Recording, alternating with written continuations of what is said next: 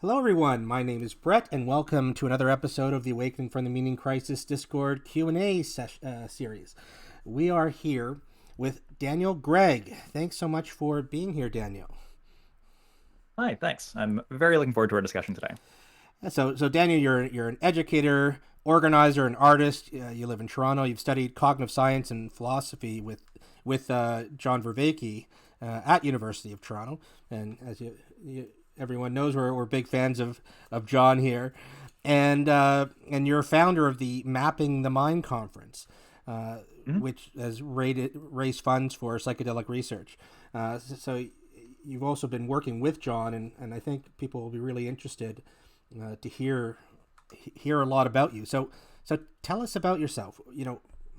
What's your journey? What brought you to this point?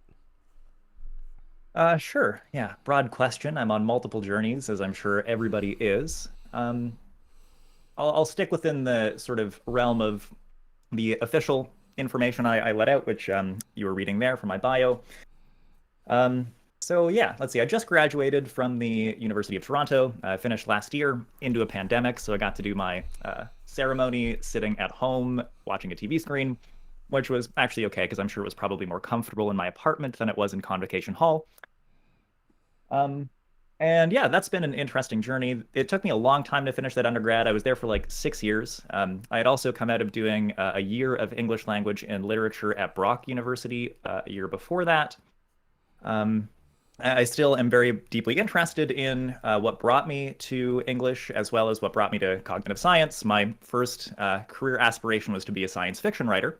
And then I thought, well, English, it seems a little sort of self-absorbed, let's say. I could, write and do any degree. And if I want to write sci-fi, cognitive science seems to be a really good foundation for writing really good, effective science fiction.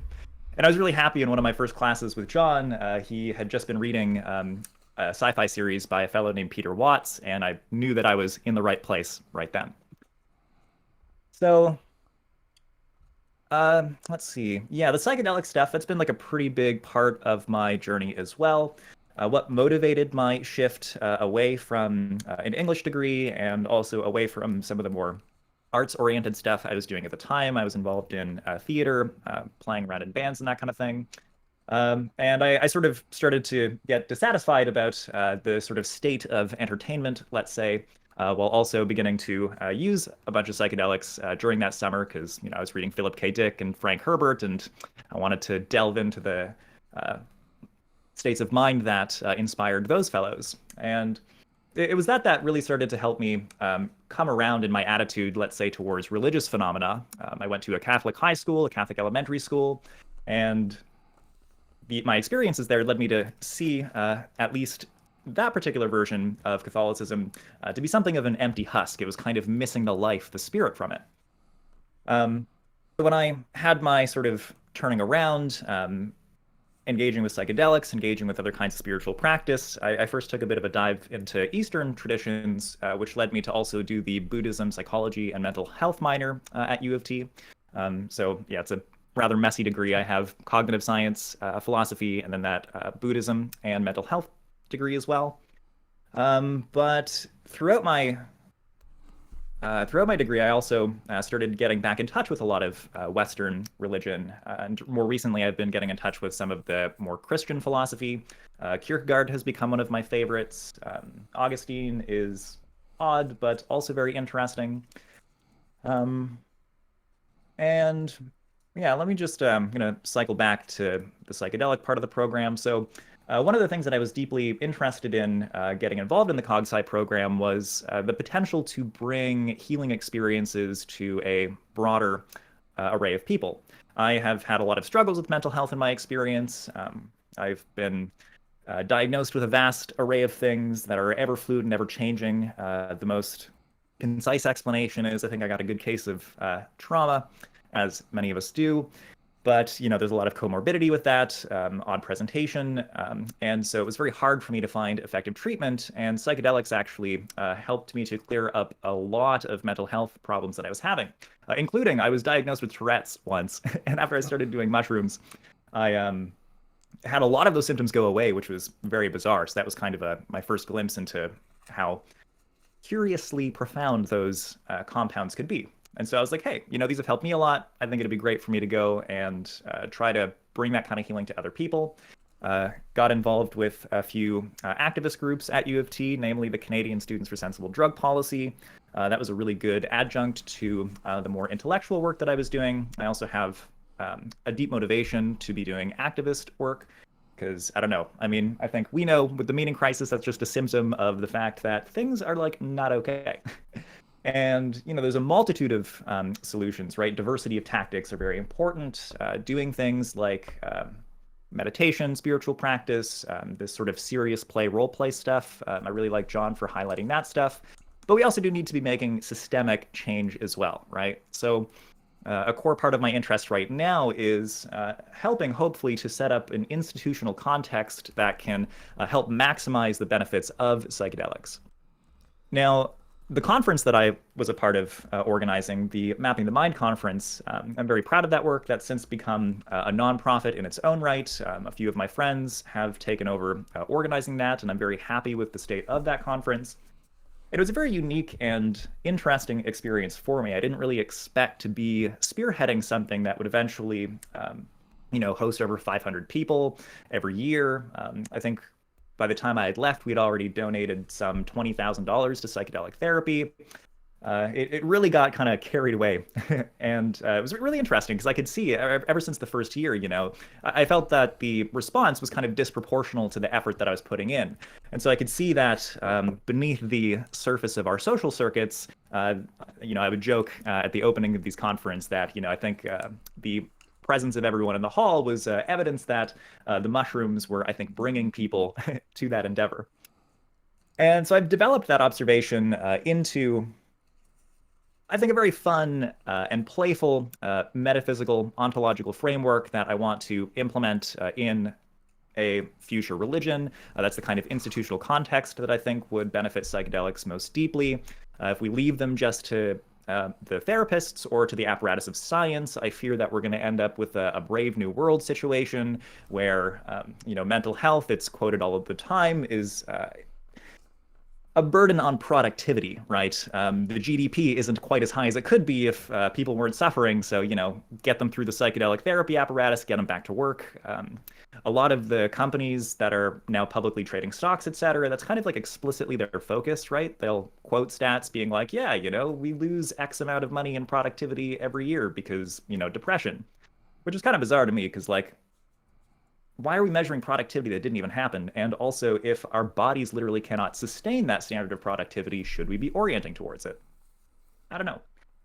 So yeah, I see a lot of room for improvement in the psychedelic movement. I see a lot of opportunity in religious experimentation.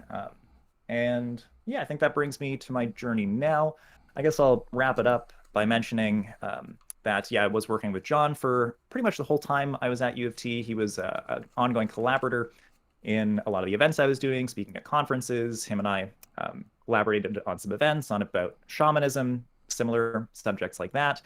That ended up with us attempting to write a book together, which I'm not sure some of the people in the chat may have contributed to the campaign. I ran an Indiegogo crowdfunding campaign for that.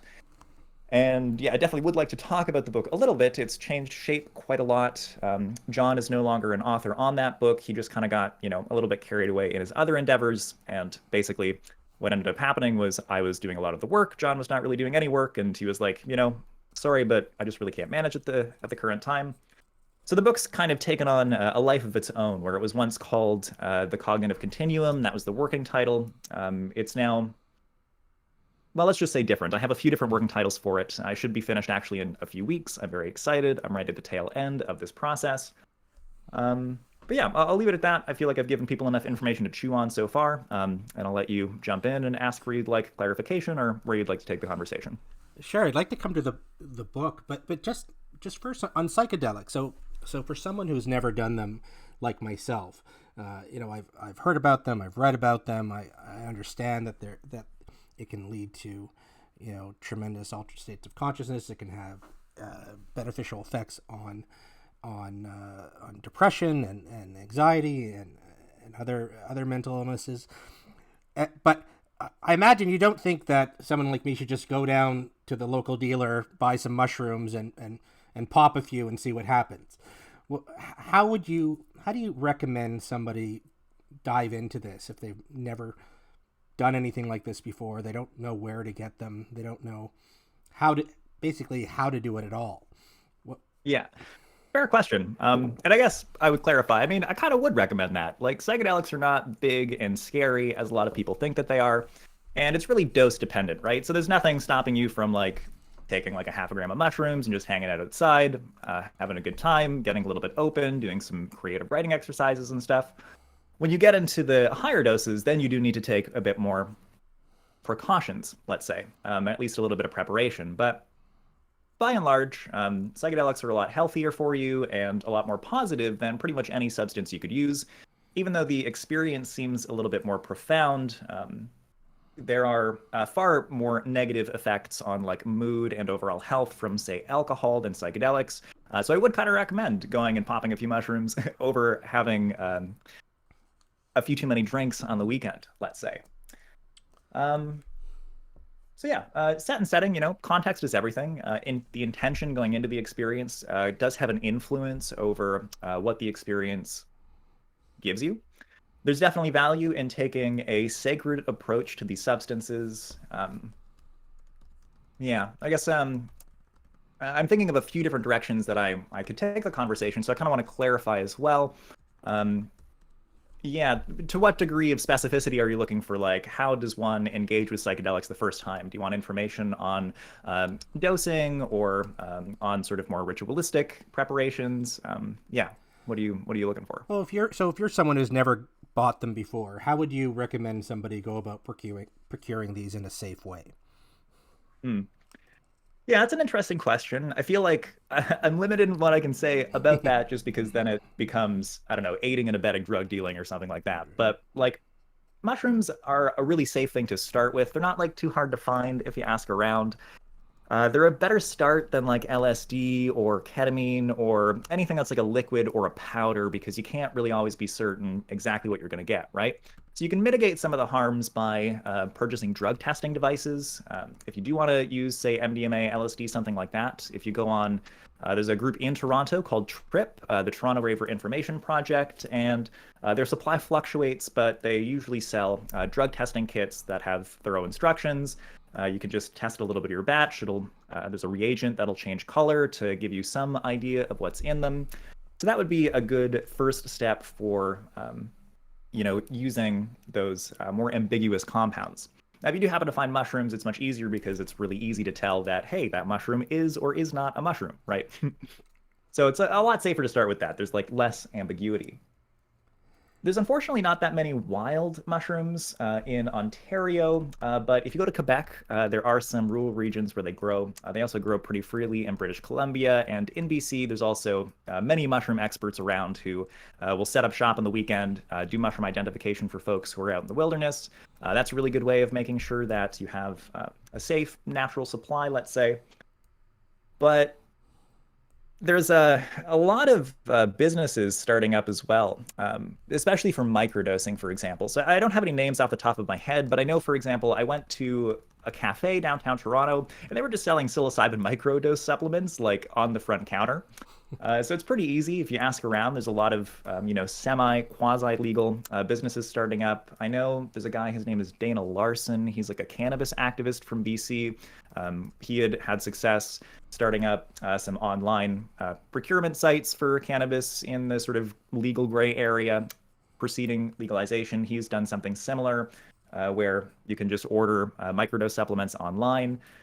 So those I think are generally somewhat safe. I've not used them myself. I've had friends who have purchased these. I wouldn't necessarily recommend it because they're obviously going to upcharge you a bunch. But if you want to try just the sort of nootropic, mind boosting aspect of psychedelics, there's plenty of things you could find online that'll provide you that. So what do psychedelics afford us? Why do you think we should be seeking these experiences? Mm-hmm. Yeah, that's a good question. As I mentioned before, the approach can, in some sense, determine what you get out of it, right? So different people have different needs. I think that not everybody needs to use them, first off. I think that there is a subset of the population who are more psychedelically inclined than others. Um, the major thing that psychedelics offer is, of course, the ability to break out of a frame of reference that isn't serving you and getting some psychological flexibility, helping you to see different perspectives, incorporate new perspectives. On psychedelics, the measure of psychological flexibility is like one of the consistent measures, and it's also one of the measures that are attributed with the long-lasting healing effects from these compounds as well, right? So depression, for example, we can imagine to be a very rigid state of mind. It doesn't really matter what people tell you or what you experience in the world. The state of depression kind of locks you into itself, right? It's hard to perturb that state. So psychedelics can act as an agent of perturbation to help you overthrow that old system of order that isn't serving you, access a greater array of emotions, and with the perspective of those emotions, it can help you to integrate new aspects of yourself, grow your emotional repertoire, and generally become a little bit more, let's say, on top of oneself. So it sounds like it's not about the second it's about the second order effects more than the what happens during the experience. Is that fair? Like how do you judge what is happening during the experience versus, I guess, what continues on afterwards?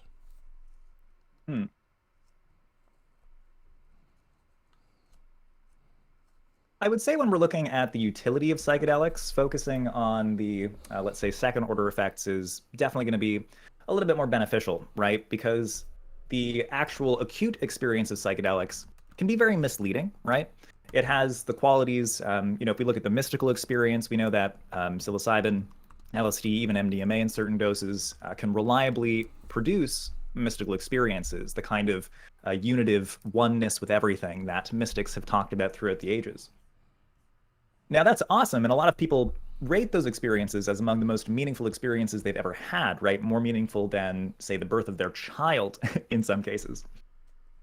And that's awesome, but also we got to ask, like, is that subjective perception actually warranted, right? John talks about the thing about meaningfulness in life being when subjective attractiveness meets objective goodness, something like that. So there's got to be like a mapping of the subjective quality with its actual outcomes in the world. Now, will psychedelics necessarily produce meaningful outcomes just because a person experiences rapturous meaning within that experience? No, definitely not. In fact, if anything, these compounds can also be deeply confusing, right? And they could be used, for example, by cult leaders to initiate people into the cult, right? And mystical experiences have been instrumentalized by people who are narcissistic, have nefarious intentions that maybe they don't even know, to bind an individual to the group or to the leader, right? So yeah, I would say looking at the sort of long-term effects and especially situating those effects within a broader social analysis is really the sort of proper level of analysis for these compounds. The fact that they are so meaningful is, in a sense, a little bit misleading. Right. Well, and when you were talking with John in one of your discussions with John, you said something along the lines of, it could lead you in one direction or the other. It can lead you in a good direction, but only if you know what you're doing. How does one know what one is doing in approaching? I think you said that the loving kindness experience and horror can promote wisdom, but only if you know what you're doing. Right. Did I say that or did John say that? I think you said that, but maybe in my notes it was you, but possibly okay, that's fine. I'm pretty sure it was you.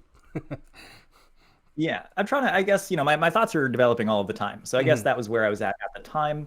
I think somebody needs to know what they're doing. But the reason, for example, you would use like a therapist or a spiritual guide when using these compounds is because, it's really hard for a person to know everything that they need, right? So having an expert who is sort of outside of oneself and who can provide guidance can be really helpful. But I also am a fan of the idea that there is something like divine wisdom, God's providential grace, and that in spite of oneself, one can be lifted up into the project of historical reconciliation. So, yeah, I mean, knowing what you are doing helps. There is, of course, the possibility that, in spite of oneself, the best of all possible outcomes manifests. But also, I think that, with the sort of religious institution idea that I've been developing, it is very important to have not just an individual guide who can show you the way through these experiences, but we also need to have relational, social, institutional context, right? Not just the individual's cognition, but our culture and the institutions in our culture constitute dynamical systems that are ushering history in one or another direction. And this is one of the reasons I'm a little bit worried about the state of psychedelic enthusiasm right now, right? Um, the momentum of the institutions of our culture, be it academia, business, government, those things are trending in a pretty bad direction, and they have been for pretty much all of time. um, there are things that are better now than the past, things that are worse now than the past. Getting down to the specifics of better or worse isn't quite important. What is important is recognizing that the capitalist apparatus, the productive apparatuses of our culture, the need to work a certain amount, the valuation of profit over people, etc. These are all things that will provide guidance to the momentum of individuals' psychedelic experiences.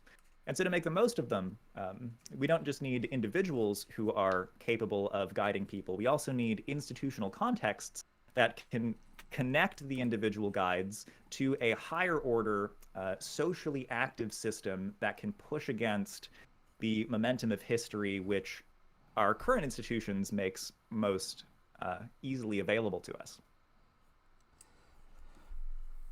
Interesting. Now, Gibbs, you have a question for Daniel. Did you want to come in, or did you want me to read it? I sent you an invite so you can come in and ask Daniel, or I can read it for you. Oh, he said he doesn't have his mic on. Okay, Gibbs says, I'm struggling with anxiety and depression, especially when I can't exercise or spend time outside. Right now, after a year of health misadventures and lately COVID, I feel pretty weak, but also dedicated to make big changes. I want to try psychedelics after a 10-day silent Vipassana retreat, not necessarily right after. Do you have any advice for a person like me? I feel anxiety kicking in the second I feel mushrooms going through my veins. Okay. So Gibbs has tried mushrooms before, getting anxiety anyways. I'm curious, I would like to clarify, if you're comfortable, Gibbs, what or how many times and what the dose you were using was. Oh no, he clarified. No, he hasn't used it. He hasn't used it before. Oh, okay. My advice is generally start small. I usually recommend people take a dose first that is very much below the sort of active threshold, so half a gram or less, especially for somebody who's highly anxious, perhaps highly neurotic. It's a good exercise. It's more of a ritualistic symbol to oneself that this thing isn't a monstrous entity that might, harm me or make me more anxious in some way. You're kind of introducing it to the body, making acquaintances between yourself and the spirit of the plant. And I think that's a really good way to start off, right? It's also a way of, let's say, respecting the plant, not diving too deep, just going in, shaking hands a little bit first, and then do the more intensive work after. I'd also recommend slow increases. So after that first dose, take maybe a gram of mushrooms. And then if you're feeling good with that, maybe 1.5 later. You want to sort of allow your cognition to warm up to that particular state. If you take too much too soon, there's a lot of novel information that's going to be falling into your brain, and that can be very hard to make sense of, right? So Terence McKenna, for example, he's this popular psychonaut. He was a botanist and very popular in the psychedelic movements coming out of the 60s and 70s. And that guy gives some pretty bad advice sometimes. He says, for example, nah, man, just go in, take 5 grams your first time. You really just want to make sure that you're, jumping in to the experience. And I think that's pretty bad advice. So get used to it, slowly dive into it. If you're highly anxious, it's definitely good to have a trusted friend around. It's not like impossible to use mushrooms by oneself. They're rather kind and benevolent to most people. But yeah, if you are trying to do some deep psychological work, then it's really good to have at least just a trusted friend, right? Not necessarily somebody who's like an expert, but somebody whose comfort you can rely on. Maybe somebody who can just give you that reassuring touch, help bring you back to earth. That would definitely be a good recommendation. And one last note, I think, in the research on psychedelics, there's only one personality aspect which has been shown to reliably be a predictor of not necessarily the occurrence of bad trips, but how bad a bad trip is when it happens. And that's neuroticism. So if you're very high on the personality trait of neuroticism, it's good to take that into account. Because neuroticism also is a kind of rigidity, right? When one is highly neurotic, if something changes or is unexpected in the environment and one's typical systems that they rely on begin to break down, the neuroticism is like a high amount of agitation that responds to that breakdown of one's typical expectations or reliable ways of doing things. And because psychedelics precisely are breaking down reliable pattern making machinery in your brain, that can be very, very, very activating for people with neuroticism. And while a trip sitter might be able to intervene and bring a person back down to earth if anxiety does manifest, there is this conflict with the trait of neuroticism where it's much harder to talk down people who are highly neurotic going into these experiences. So yeah, that would be a caution I would give. And then again, just to reiterate, easier way into it. Don't try to do all of the work at once. It's going to be a long process, and establishing a healthy relationship with these plants in the way that you would establish a healthy relationship with a therapist, I think is the sort of best approach. Well, thanks for that. So you mentioned that taking these psychedelics can help you break down your old patterns and be aware, be open to new patterns. I imagine that you could be open to new positive patterns, but also negative patterns. How do you stay on the right track? Yes, excellent. Well, that harkens back to the stuff I was talking about like institutional context. There's a guy, his name is Jamie Wheel. I think he might have talked to John once or twice. I know John was in touch with him at some point, but this guy, he wrote a book, he's co-author on a book called Stealing Fire, which is just a perfect articulation of the kind of capitalist enthusiasm behind psychedelics. And it's a bit,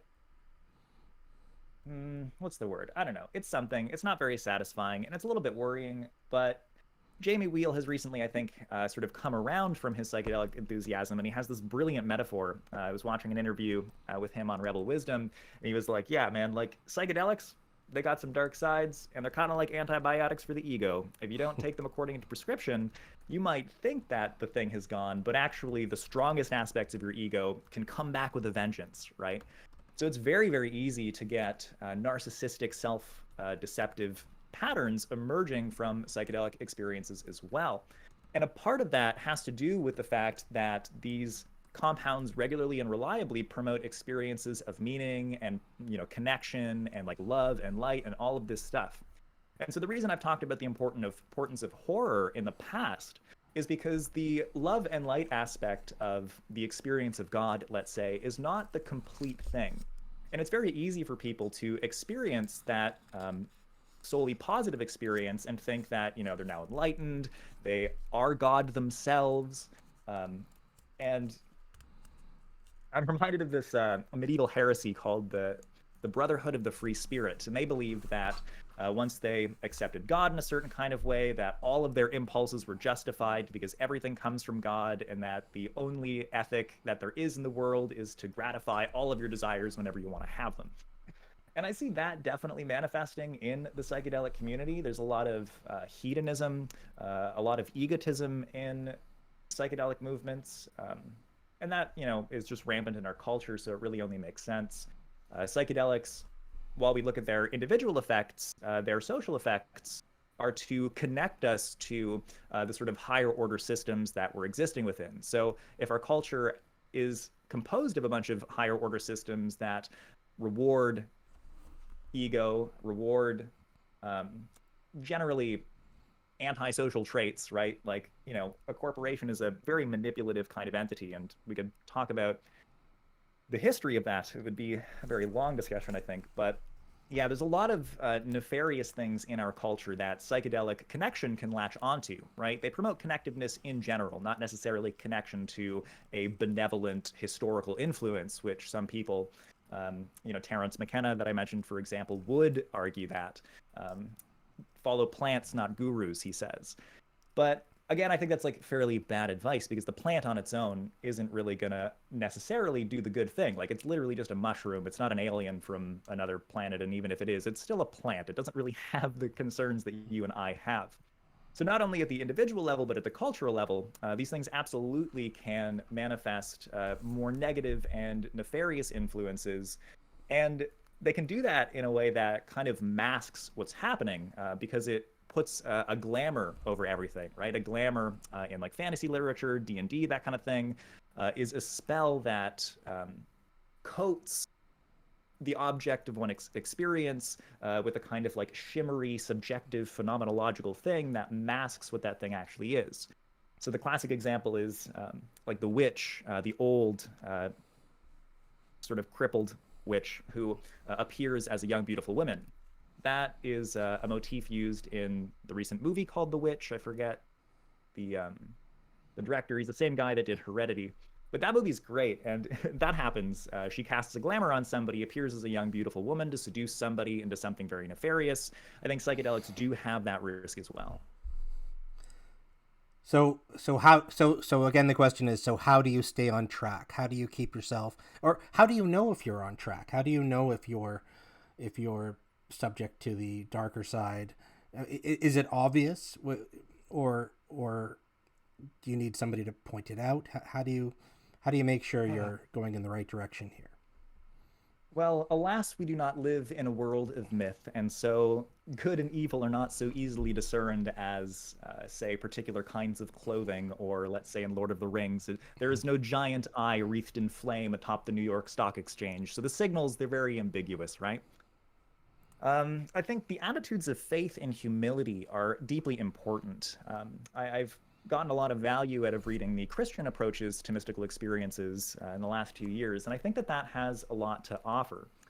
So in one's personal practice, for example, recognizing that horror and awe are both aspects of God can be a great way for making sure that you don't get too carried away with the love and light side of things. The ability to appreciate horror, I think, is a very powerful mechanism. We can kind of like learn, let's say, a sacred reading practice with the appreciation of horrifying stories, myths, imagery. And if we can engage with that kind of content in the right kind of way, then it can help us to appreciate non-obvious aspects of divinity and goodness, which is precisely what, for example, the Christian theologian Pseudo-Dionysius argues. The fact that the Old Testament is just horrifying and completely maddening, right? There's like monsters everywhere and genocide is happening left, right, and center. Those things are tools used by God to, in the first place, push away people who are not ready to access God in its fullness, and also to foster in the person encountering those horrifying texts with a relational stance to that text and to the world more broadly. There's a typical kind of two-world insight thing happening here, where that which appears horrifying must be inverted to be seen as truly good. And in that perspectival inversion, right, overcoming the perception, which is continuous with one's perceptual experiences, and learning to see into the sort of higher order system such that the thing that was once horrifying and scary is now like, oh, beautiful and interesting and revealing. It's those kinds of practices of like dealing with horror, the darker side of things, making sure that we're not, willfully blinding ourselves in our practice by making sure that we're keeping around literature and art, music in our practice that is a little bit more abrasive, let's say, offensive to the sensibilities. I think that that can be very helpful in ensuring that we are not becoming deluded by the deeply positive experiences that psychedelics can offer us. Now, with the faith and humility stuff, right, I think just the recognition that the relationship between the appearance of one's life and the reality of their situation in history, just like in the Old Testament texts, there's this, what's the right word here? There's some sort of disconnect between the appearance of something and the reality of that thing. Taking that awareness into one's own life and having humility to recognize that while I may feel as though I am a part of the good, right? Having humility to know that maybe I am wrong, just stepping back for a second and just thinking about that, right? That can also help us to make sure we're not deceiving ourselves, missing important information. And then the faith aspect is deeply important as well, right? To believe that one is a part of the good, perhaps in spite of the evidence around oneself. That also, I think, is deeply important. Faith is a really interesting kind of relational or attitudinal stance to something, because there are a lot of things that we really can't actually justify, right? And one of the reasons I love Kierkegaard so much is because he really drives home this point about the sort of incomprehensibility and irreconcilability of Christian texts and a Christian life. That it is so offensive to reason, right? There's so many paradoxes in Christianity, right? Like, how am I both a sinner and also forgiven of all sins? Like, that doesn't really make any sense. But that paradox creates a situation that requires faith, right? We have to believe, in spite of this fact that that maybe doesn't really actually make any sense, that it actually is true, right?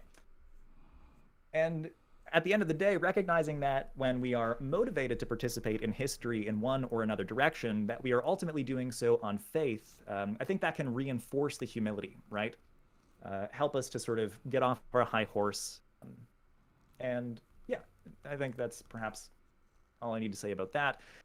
These questions are like super hard, so there's so much to say about it. It's really hard to Yeah, like give no, one answer. So you're doing great. That's it's fantastic, and yeah, these are difficult issues, but I appreciate how you think these through. So thank you for that. Struan has a question. Switching gears a little bit. How's the Great Awakening project going? Maybe you could tell us a little bit about what that project is. I think those of us who have listened to your voices with Vervaeke have heard quite a lot about it. But maybe you could give just a quick rundown of what it is and whether it's still ongoing and where it's at now. yeah, I would love to talk about that. And that also is one of my methods, for example, for trying to connect people's consciousness altering to a socio-historical system that is actually like in our best interest, right? By using play, role play, that kind of thing, we can at least simulate what it's like to be in a world that is significantly different from the one that we currently operate in. And I think that, baseline, this would, I suppose, be a dogma in a religion that I would create, is like, the world that we live in right now is not great, and we do kind of need to transition into another one. Not that there aren't wonderful gifts that this culture has given us, but man, if we keep going this way, like, we are all going to die, and it's going to be very uncomfortable. So that being said, like, how do we do that? Well, the Great Awakening was part of a system of things I've been thinking about that can help people divorce their bodies from the current systems that drive us across history and hopefully bind them to new ones. Now, the Great Awakening, as I had conceived it, was before the pandemic. And so I was designing something which was a sort of mixed reality experience. You would, for example, on a weekly or bi-weekly basis, go to a particular park in your neighborhood, and there would be somebody, I was actually thinking of Anderson Todd would be great for a role like this, playing a kind of hermit from an alternate reality that would like teach you dream analysis and that kind of stuff. There would maybe be some like comic books that would introduce you into the world you're playing in. There would be some sort of live immersive theater stuff that you would do as well, but I've had to kind of take a step back and think about how to work on this in a more remote and socially distanced friendly way. So that particular version of the Great Awakening is on hold because of the momentum of the past year. But in the last few months, I've been trying to think of how to migrate the same kind of narrative elements to something a little more, let's say, simple and computer friendly. So I've been trying to cook up a Dungeons and Dragons campaign. And let's see, don't want to be that specific about it. Yeah, I'm still kind of developing the story, so it's, trying to balance like how much to give away, how much not to. But I suppose the short answer is that I'm still working on similar things. However, I've had to sort of reconsider the scope of this initial project. And once I do get my book finished, I am hoping to have this campaign finished within a few months of that coming out. It mythologizes a bunch of the themes in the book, and it would be really interesting to get people who have read that to seriously play with the concepts in that kind of imaginative role play environment. So that's my plan for that at the current time. Great. Now, so you talked about what the benefits that psychedelics can afford. Now, Perseus asks, is it doable without psychedelics? Mm-hmm. Yeah, that's an important question. I would say, yeah, absolutely. I mean, at the end of the day, the most effective solution for problems of human meaning and whatever other socio-historical stuff we're dealing with is a socio-historical and institutional solution, right? If we could sufficiently change our relationships to each other, right, we wouldn't need to do psychedelics because we wouldn't be like traumatizing each other left, right, and center. Like our culture is like pretty pathological, right? Like almost half of people have been sexually abused as a child. It's really horrifying. And even like with different kinds of abuse, like people's own families traumatize them more than anybody is traumatized from war, right? This is a strong point made in Bessel van der Kolk's book, The Body Keeps the Score. It's a classic in the sort of embodied approach to trauma. And like that's like not great. So psychedelics can be helpful because they can, people who are suffering, people who are traumatized, it's very hard for them to be good people, to be honest. And that's, saying that from my own experience. My depression doesn't make me nice to people all of the time, right? Because I'm very locked within myself. I'm very reactive to certain things. And so it's much easier for me to get carried away with myself and to, let's say, harm somebody if I have myself been harmed, right? There are cycles of trauma that propagate throughout our communities. And psychedelics can help us intervene in those such that, maybe for the next generation, there's a less of a risk of that kind of accidental trauma propagation happening throughout our communities.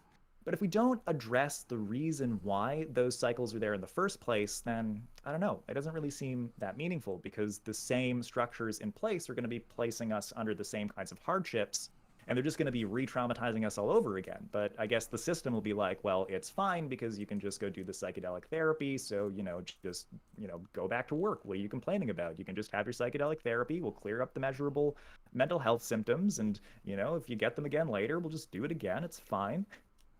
So yeah, I would say we definitely can get to a place of individual and collective well-being without psychedelics.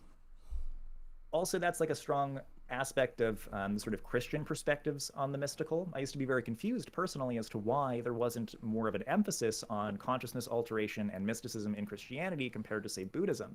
But I've come to realize that it's because they recognized that cultural solutions, right, each one forgiving the next and just wiping the slate and choosing instead to forgive, forget, and treat each other well, right? Perhaps in spite of the fact that maybe your grandfather did something horrible to my grandfather, something like that. Those solutions are going to be much more effective, much more stable, right? If we don't have the community relational infrastructure in place to be good to each other, then meditation, psychedelics, whatever, like all that's kind of moot if you don't really get into the root causes. So yeah, not only is it possible to get to a space of individual and collective well-being without psychedelics, I think it's arguably necessary, right? Even if we use psychedelics in that process, we also have to be putting as much, if not more, focus on the community relational stuff. Yeah, I think that's the end of that rant. Great. Yana is asking about. So you're familiar with John's Ritnar project, the religion that's not a religion, and I know you've talked with him about it. How do you see the Ritnar project, and how does it relate to your work? Yeah, so John and I have different perspectives on, I think, what an optimal religious infrastructure would look like.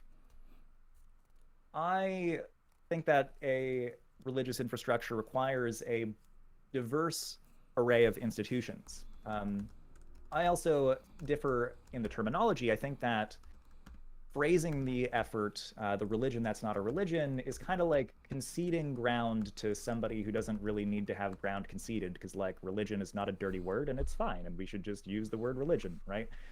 The term that I like is the religion of the future, which I got from a fellow named Roberto Unger. He's got a whole book on it. And what I really like about Unger's work is that he recognizes the socio-political imperative in a project of religion, right?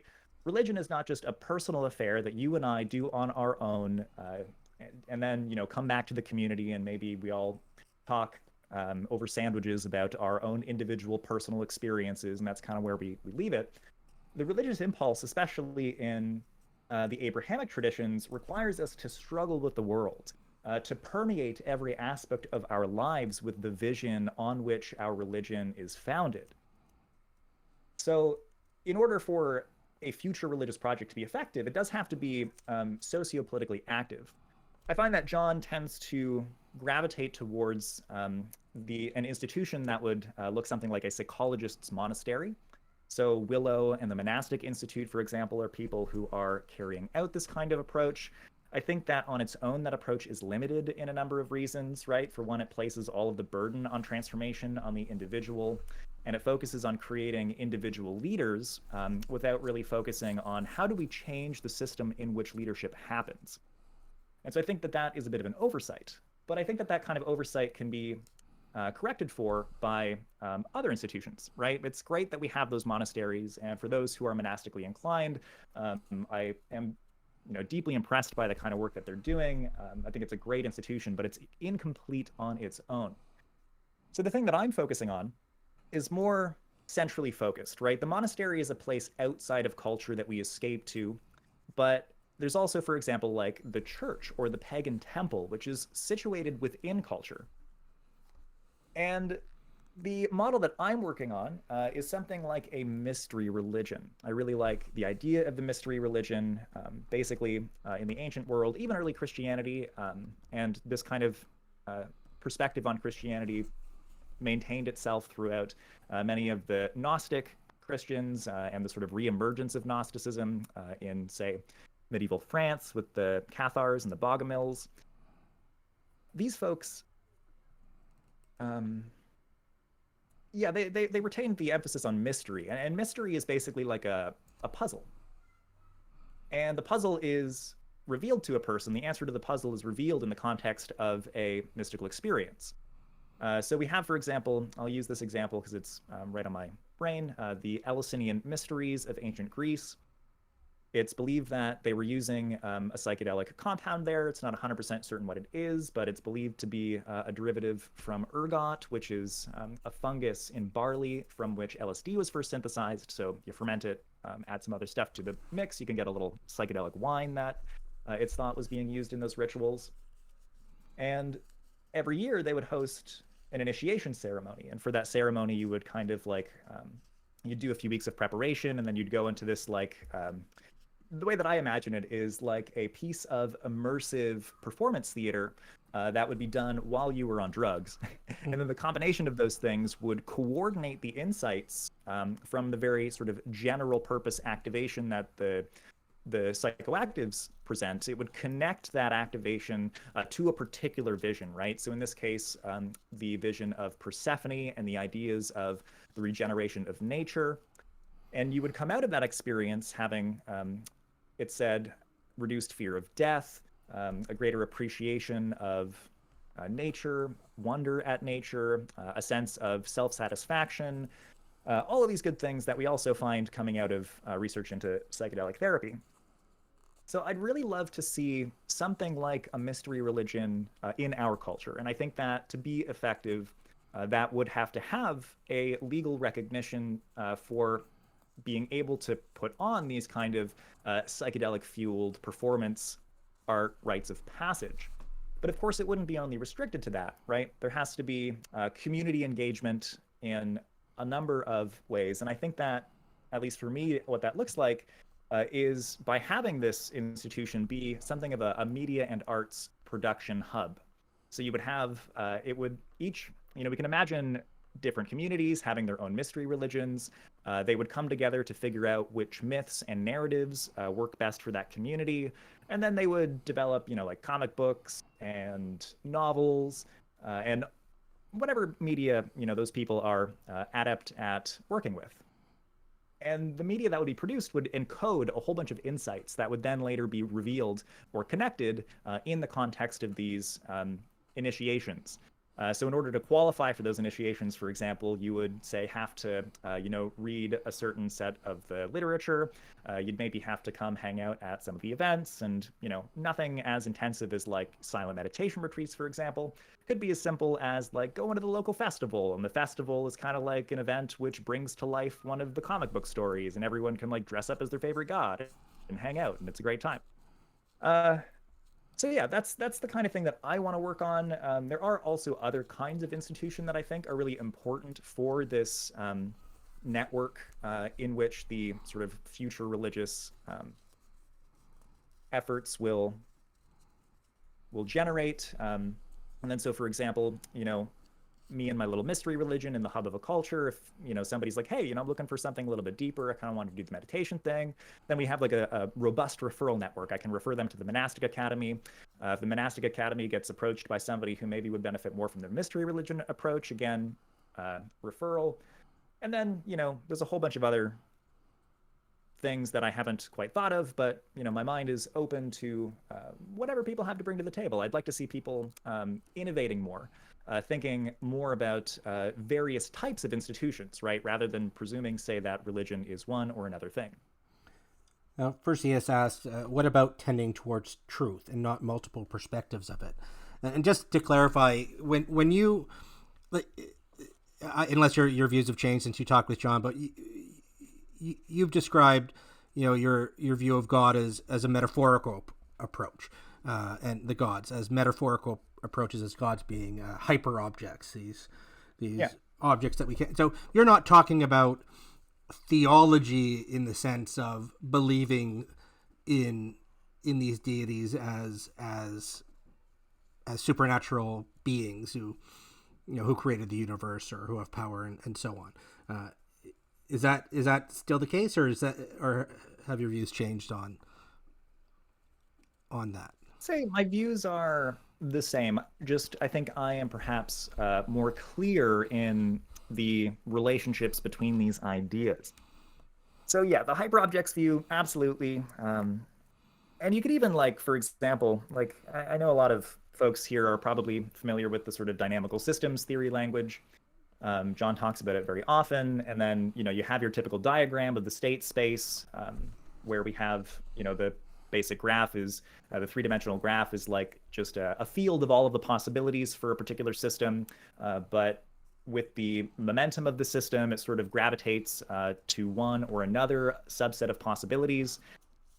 And say, for example, my cognition is a thing that is time dependent. We can take snapshots of it at any one time, but we can also generate this kind of state space map of the sort of general patterns of my cognition across time. And then we could, for example, say that the language of gods or angels could be applied to not any individual instant within the system, but to the overall operative patterns of the system, right? So in a sense, any dynamical system has a kind of providential guidance over the subsequent states of the system. And yeah, I think the language of gods and angels, it just helps us to render these concepts a little bit more relatable, right? So there is a metaphorical pull there, but I also don't think that metaphor means it's somehow less real, right? We got to be careful about our language. So do I think that massively distributed cosmic systems are literally gods? No, because I'm not speaking literally. I am speaking metaphorically. But do I think that those phenomena actually are gods? Yeah, I absolutely do. I think that understanding them as actually being deities, angels, things that maybe don't have personality in and of themselves, but appear to us, right? to speak metaphorically is to use my cognition in a particular kind of way, right? And like all cognition is kind of nonlinear in its relationship to reality. And yeah, literal and actual, there's a tendency to, I think, conflate those words a lot of the times. But yeah, so metaphor is real, just like I think fictional things are real, right? Like Harry Potter is a real entity in our world. The nature of that entity can be subject to question, but that it exists, that it is a force with very real influence economically, socially on our culture, I think is undeniable. And yeah, so Harry Potter, a fictional thing, yes, not literally a thing, but actually a thing. Similarly, to speak of distributed systems as gods and angels, are they literally those things? No, because it's a different kind of language use, but they are actually that thing. So you mentioned, religion's not a dirty word, but to some people it is. I'm wondering if the people to whom something like Ritnar would be most attractive, those would, the nuns, the NONESs, the people without religion, the non-believers and the spiritual but not religious. Do you think they may get turned off by by the use of a religion, like an actual religion versus the religion that's not a religion, or the imagery of, whether metaphorical or not, of gods and angels, which certain people, a lot of people have been turned off from being part of their religion, whatever it was. I definitely know that people will be turned off by it, but I don't really care that much. I'm here to speak the truth, not to pander, I think with like advertising culture and like individual consumerism, we all think that, unless somebody can change what they say to be palatable to that individual's needs and desires, that maybe we should change how we speak, but I don't think that. And I think that the activation that these words generate in people is effective, right?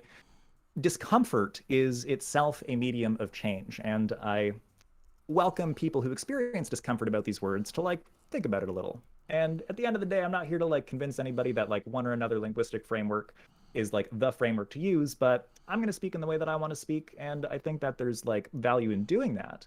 And for people who might get turned off by it, well, to them, I take the approach of mysterious playfulness, right? I think a little bit of playfulness will help to guide people through the deconstruction of their prejudices, let's say. Because religion isn't just what that person thinks it is and is getting activated about. It's like a whole wide variety of things. And, if they want to talk about it, we'll talk about it. If they don't, I don't know. I don't really feel responsible for whatever internal psychic drama they're currently going through, All right. So to switch gears a bit, and speaking of you speaking your mind, tell us a little more about your book. Yeah, nice. Yeah, so I'm putting a lot of these approaches in this book, and it's a lot of fun. I think one of the reasons why it's taken me so long to write this is because I've had to really discover my voice and discover my style. And my style is very different from John's. John has a very, rationalist, scientifically grounded view. But as I mentioned earlier, I came from a place where I was more deeply motivated by fiction and the arts. And I've tried to make the book relatable and fun by pulling in a bunch of references from popular fictional media, so like Lord of the Rings, for example. I talk about different kinds of magician, for example. The magician is a central archetype to this book. Going back to the stuff about different kinds of religions, right? We have, say, the archetype of the monk and the archetype of the magician, the archetype of the hierophant. There's all of these roles that are embodied within drawing from the symbolism of tarot. It's just an accessible resource that a lot of people are familiar with, right? So it helps to latch things into cultural familiarity. And so I'm drawing on the archetype of the magician quite a bit, and there's many kinds of magician, though, right? The magician is a person who tries to innovate in and engineer the divine, roughly speaking, right? It's a very general perspective, but we can do that in a number of ways. And so to articulate those distinctions, I talk about like Saruman and Gandalf, right? They're both wizards, but each of them has very different relationships to reality. Saruman falls in love with the ideas of like power and technological progress coming out of Mordor, and he tries to convince Gandalf that no, like we can use these things to like our advantage. So you should like join our side, and we'll industrialize the planet, and it'll be great, and we'll be powerful. But Gandalf, he like stays true to his roots, right? And the wizards in Lord of the Rings are actually not people. They're like divine angels. They're heavenly beings. Tolkien calls them Maiar. And so Saruman uses his power to, let's say, become distant from his heavenly home. And he tries to value power over, let's say, the harmony of the universe he lives in. But Gandalf is quite a bit different, and he maintains his fidelity to his heavenly home. His motivations are for ecological and relational harmony within Middle-earth. And I think that's like for me, I like it. Lord of the Rings has been like a part of my journey. And I've recently started reading it again, so it was fun to add that in there. So yeah, I'm trying to be a little bit playful about some of these arguments, but also there's like a lot of apocalyptic themes. So yeah, there's like so much to talk about. I want to let you, like, I can continue elaborating. I want to move on to the symbol of the Lightbringer next, but I want to give you space to jump in, clarify, ask a question if maybe something has popped up. Well, no, continue. I'm enjoying listening. Okay, cool. Yeah, so you'll see actually in my avatar, I have an image there. So, it's a deity that kind of looks like Shiva. And that is an art piece that I had commissioned for the book. So there's a lot of visual art that I have incorporated into this to help put to practice my perspective of the arts as a vehicle for perspective transformation. And so this character in my avatar, that piece is just going to be titled The Lightbringer. And the Lightbringer is like an archetype, a category that we see across cultures, but it's extremely clearly condensed in the Christian narratives. Both Christ and Lucifer are Lightbringers, and of course, Lucifer's name means Lightbringer or Lightbearer. And so I use this character to talk about some of the complications that arise from mystical experiences. And the act of encoding these symbols within this reference to Shiva is to try to promote some cross-cultural communication.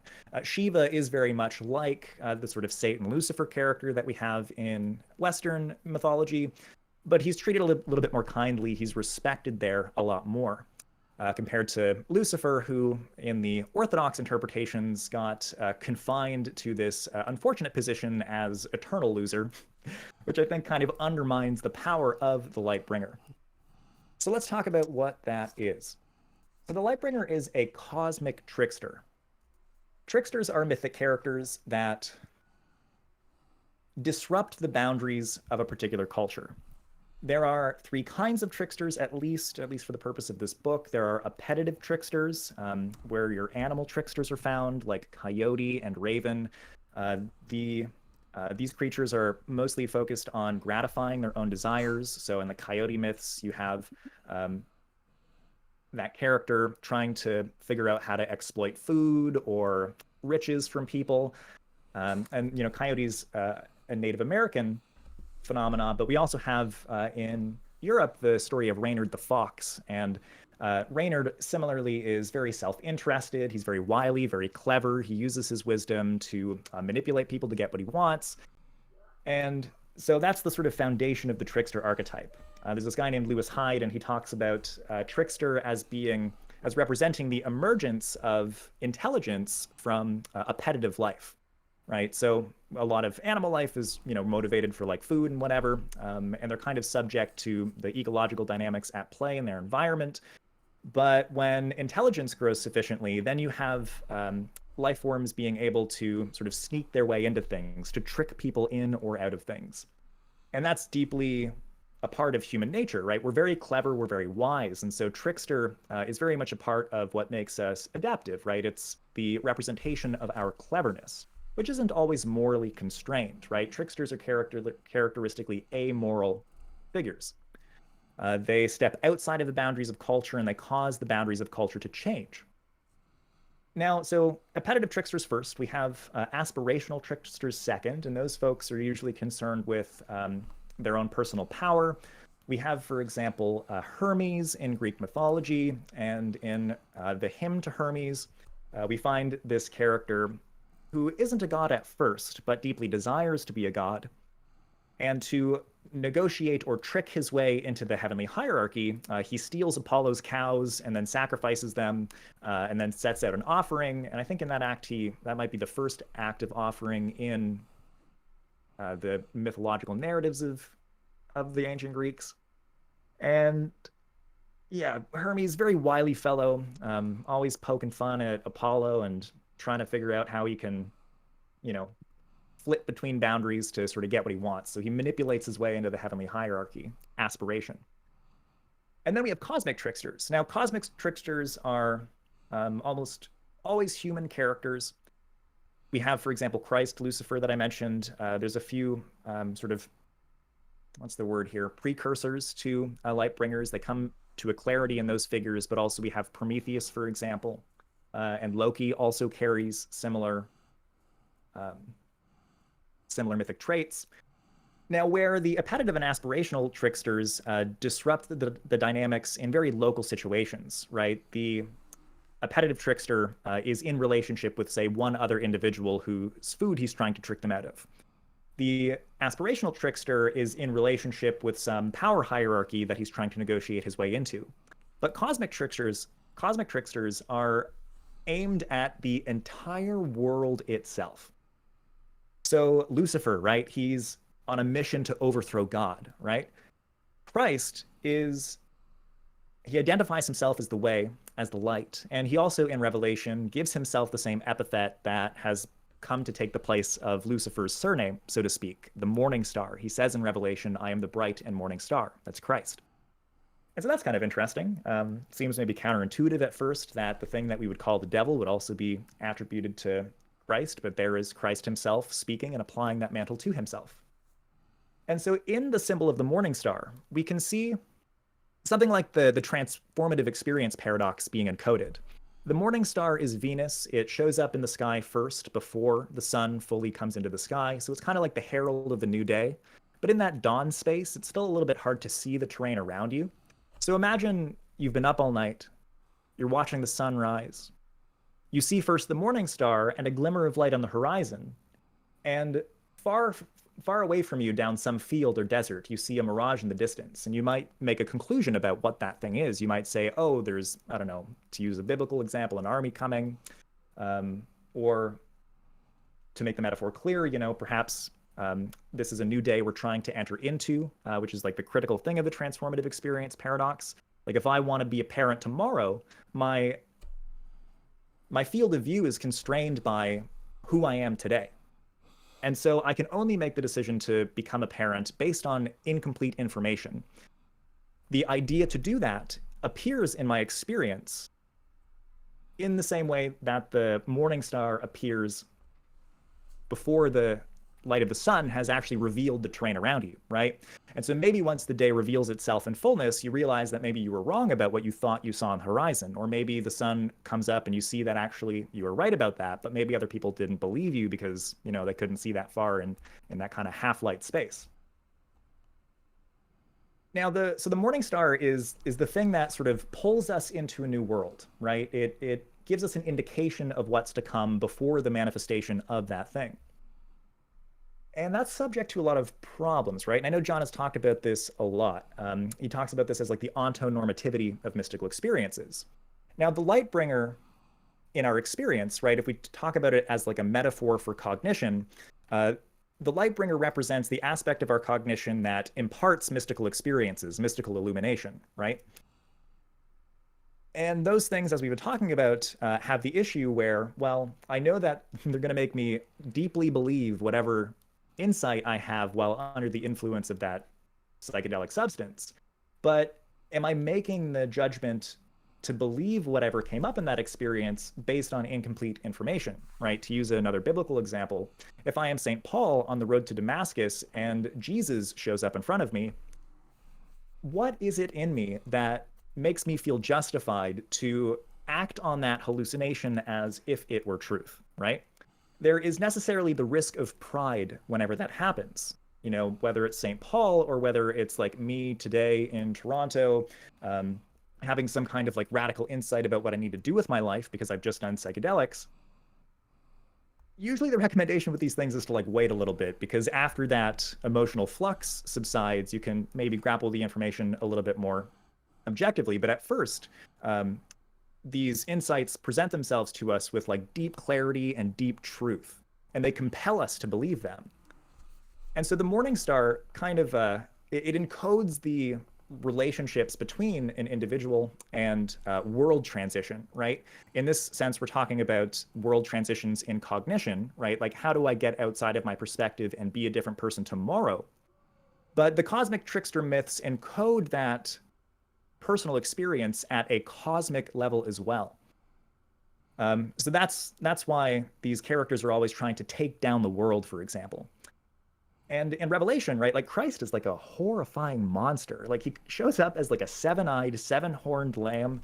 His throat is open. Somebody slit it. He's like gushing blood down himself. There's four monsters behind him. He's got like monster bodyguards. And then he goes and opens a bunch of magical seals and releases death and pestilence and war upon the earth. And that's a rough time, let me tell you. And so I see within that story the very real fear that emerges from, say, paradigm shift, right? When somebody's world comes crashing down around them, it's usually not like a good time. But within the book of Revelation, we have encoded the belief that even though the end of one world will be horrifying for those experiencing it, ultimately, world collapse, in that situation at least, is in our best interest. It is what is required for our salvation. Now, the Christian narrative, it kind of stops at the Christian worldview, right? It itself acts as a vehicle by which people can connect their illuminating mystical experiences to the world of Christianity. But then it basically gets people to kind of wait around for the end of time for that dynamic to unfold at a cosmic scale. That is a strategy you could take. But I like to look at that story as, let's say, something that I could choose to make true if I took that story seriously. I could seriously play with that story, be transformed by it, and many people have very successfully, very effectively. It's a very powerful story. But yeah, the fact of the matter is that in our religious pursuits and our pursuits for enlightenment, for example, the stories that we adhere ourselves to make a kind of self-fulfilling prophecy out of our endeavors. So if I'm trying to relate to the Lightbringer as an aspect of my personal experience, the thing that produces insights, flow, and mystical experiences, and I try to relate to that through a Christian context, then what I'm doing is I'm kind of signing myself up to fulfill the prophecy encoded within those myths. And there's a lot of value in those myths. I take a lot of inspiration from them. The Christ-Lucifer dynamic is one of my favorite things to talk about.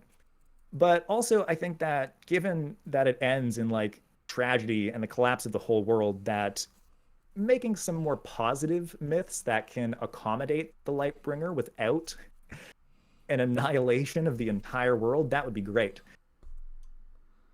I'm sure you've heard this before. You know, there's this idea that when ideas come into a culture, first they sort of like emerge in dreams, they get expressed in myth, and then they become sort of more rational and literal across time as we grapple with those myths. And so I think that that is definitely true for Christianity. And I would say, for example, that the apocalypticism of Christianity is sort of the initial insight of what eventually became encoded in like Thomas Kuhn's The Structure of Scientific Revolutions. And also in a lot of romantic historical philosophy, right? We could talk about Hegel and his view of spirit moving across history and reconciling paradoxes within paradigms to produce a more enlightened kind of culture. Those ideas all came from a culture immersed within this Christian context that so deeply prioritized this kind of world-ending, world-shifting narrative that Lightbringers as cosmic tricksters often impart to us in their myths. So yeah, I feel I'm gonna like end rant there. A lot of information to process. If you need any clarification, let me know. Yeah. So, do you think how do you go about choosing a myth to relate to be guided by? There's so many myths, so many traditions. What makes a myth worthy of spending the time to engage with on the level that you've been talking about? That is a really good question. And that question I actually would like to bring into media literacy overall, right? It's not just about myths, but like, how do I choose which of 10,000 Netflix shows do I watch, right? Where do I put my time? It's a big question. And I don't think that we need to say, rely on ancient myths, for example. In fact, I think we need to create our own myths for the current time, myths that can capture the dynamics of our culture, express what we need today, because these older myths were constructed thousands of years ago and address a bunch of needs that we don't really have anymore because we live in different cultural containers.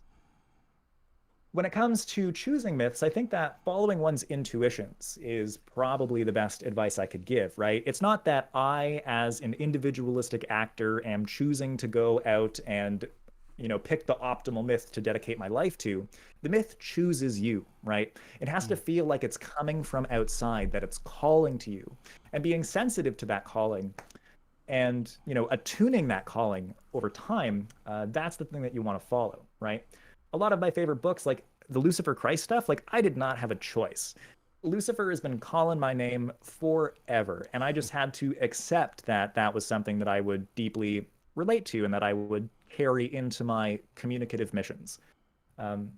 Yeah, getting attuned to that which calls oneself, I think, is going to be a good strategy. It's hard to prescribe in advance.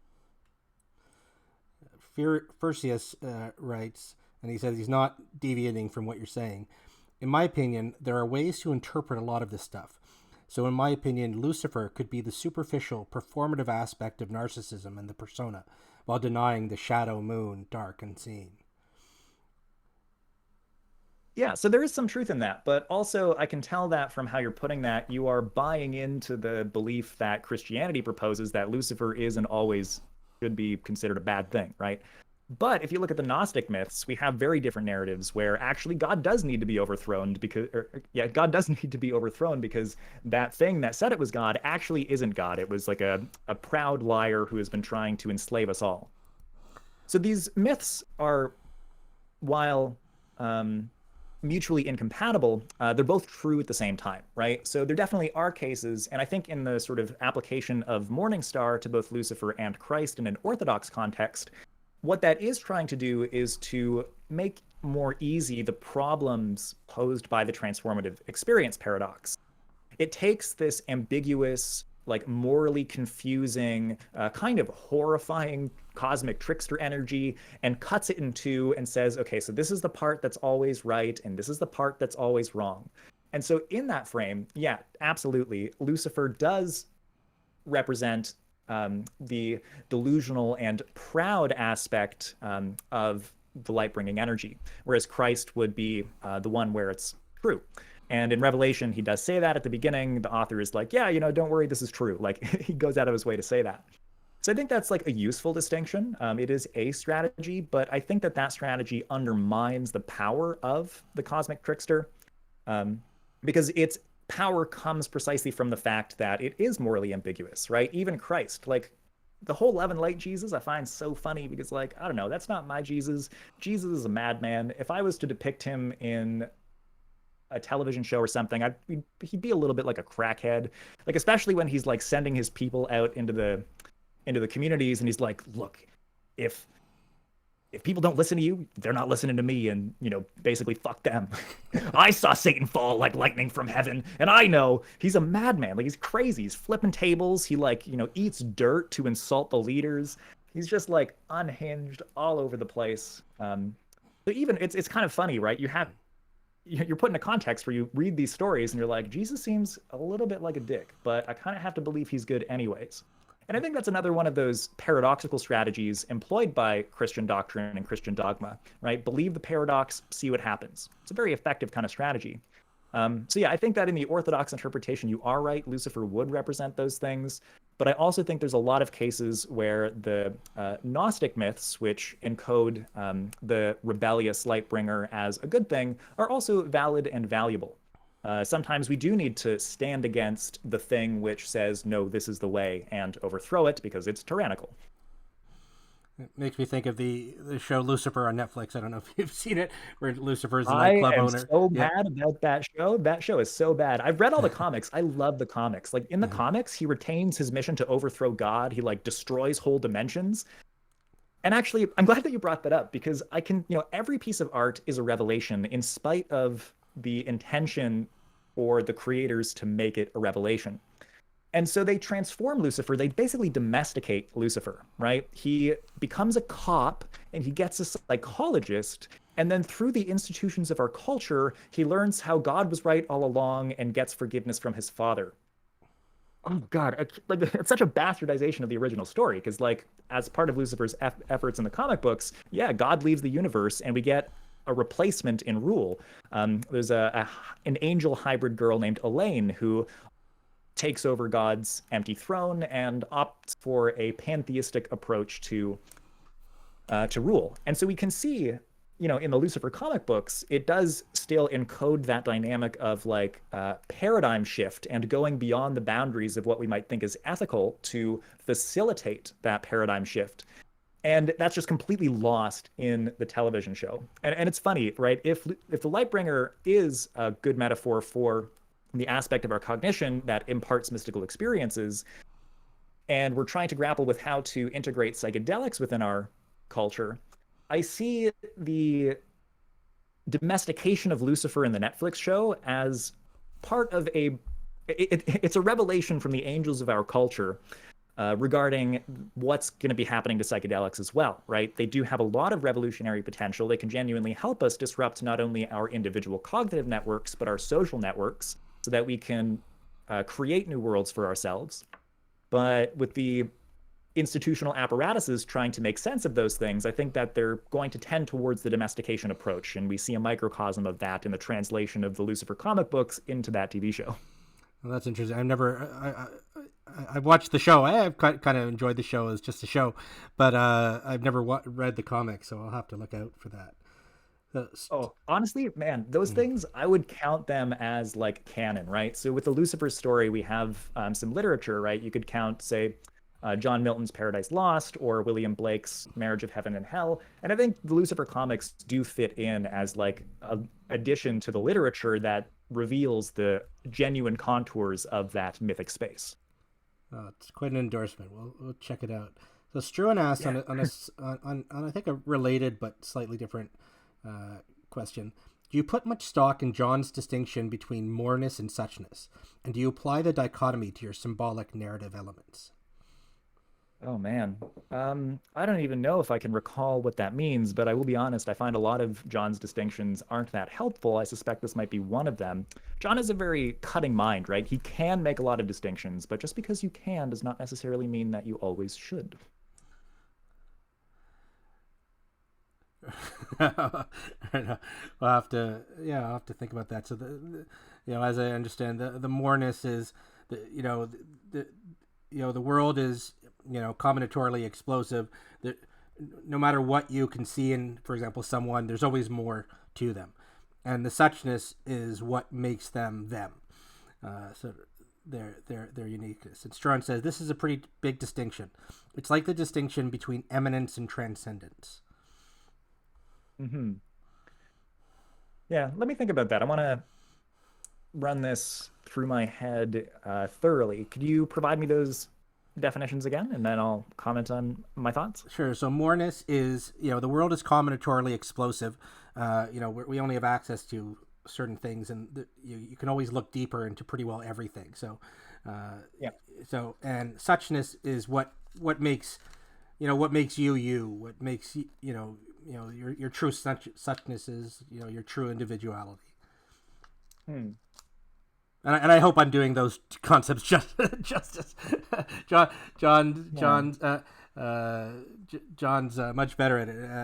Struan writes, moreness is like Indra's net, and suchness is like raw individuality.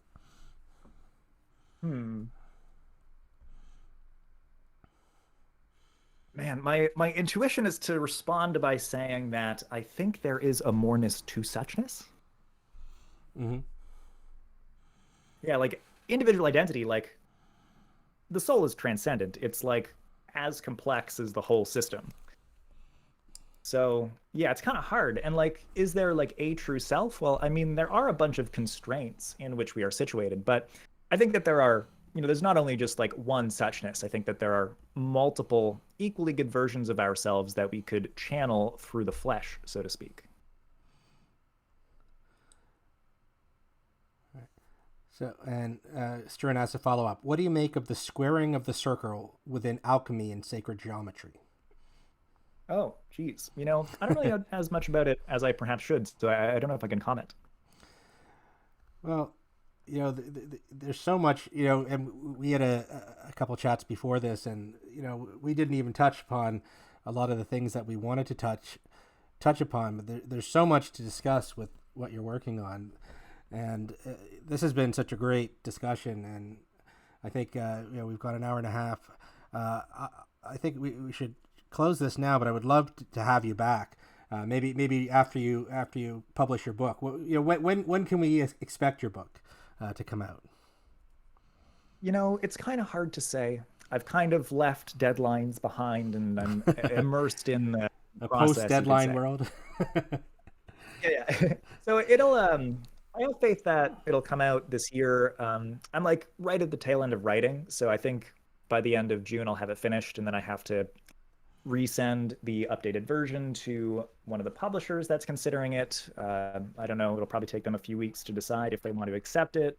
If they don't, I have a backup. And then it's really sort of on the publisher, and I've never published a book before, so I'm not sure how long that takes, but fingers crossed for like sometime this year. Oh, that's awesome. And so where can people go to find more about you and what you're doing and keep up to date? So I've got a website and a mailing list. My website is easy, just dgreig.com. There's a little box at the bottom that you can put your email in, and it'll sign you up to my MailChimp mailing list.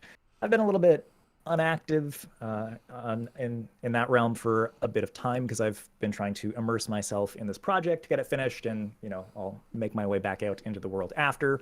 This is actually one of the first speaking engagements I've done in quite a long time, and I usually host and organize events of my own. I've put all of that on the back burner. But I will be having an interesting and fun mission in about a month and a half.